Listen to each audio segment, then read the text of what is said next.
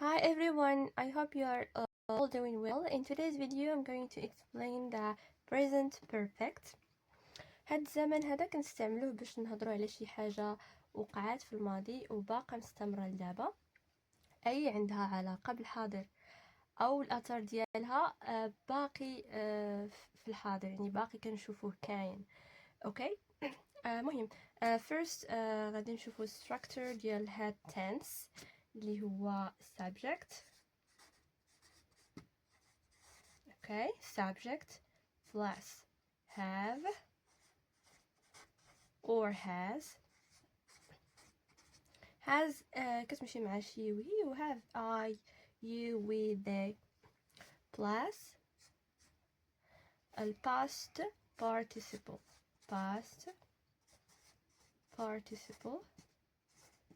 اللي هو التصريف الثالث للفعل الverb 3 التصريف الثالث ديال الفعل.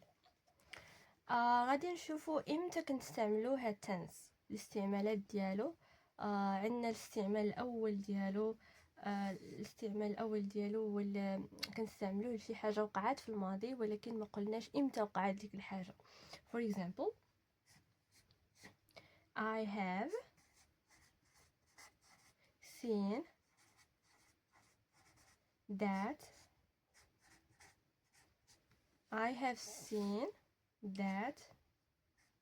movie. I have seen that movie.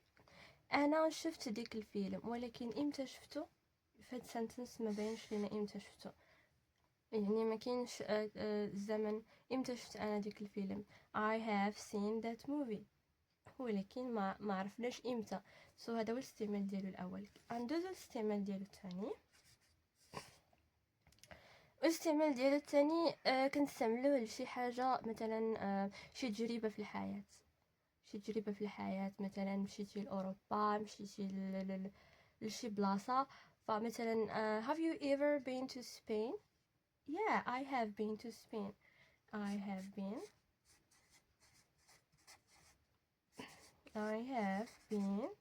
to Spain. انا فايت ليا زرت سبين، او فايت ليا زرت فرنسا، او فايت ليا زرت شي بلد. المهم هذه شي تجربه في الحياه كنستعملوا البريزنت بيرفكت. اوكي I hope you understand. وديما كيف ما كتلاحظوا معنا هنايا عفاكم ما تنساوش كنستعملوا have، وكون كانت هنايا عندنا هي اولا شي غنديرو he has been to Spain. كون كانت عندنا هنايا he or she، هنايا كانت غادي تكون has plus verb to be verb 3 اللي هو past participle been to Spain. he or she has been to Spain. اوكي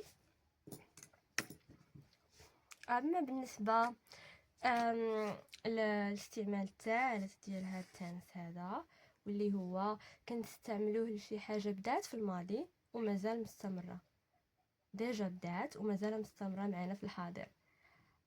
وباش تفهموا غادي ناخذ واحد الاكزامبل.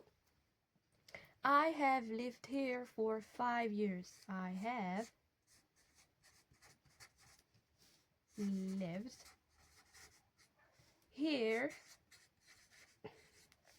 for 5 years.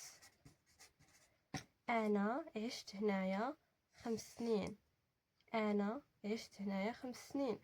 بديت كنعيش في هذا الاكشن هذا ديجا started in the past. اوكي باقي دابا مستمر معنا في الحاضر، يعني انا عشت هنايا وباقي كنعيش. you understand؟ يعني شي حاجه ديجا بدات في الباست وباقا مستمره في البريزنت. yeah, so as I said, have plus past participle lived. اوكي كيف ما كتشوفوا الاستعمالات، قلنا اول استعمال اللي كنستعملو شي حاجه وقعت في الماضي ولكن ما قلناش امتى.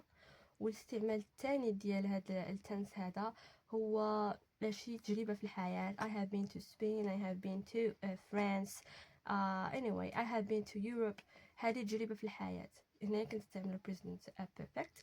والاستعمال الثالث كيف ما قلت كنستعملو شي حاجه بدات في الماضي ومازال مستمره معنا في الحاضر.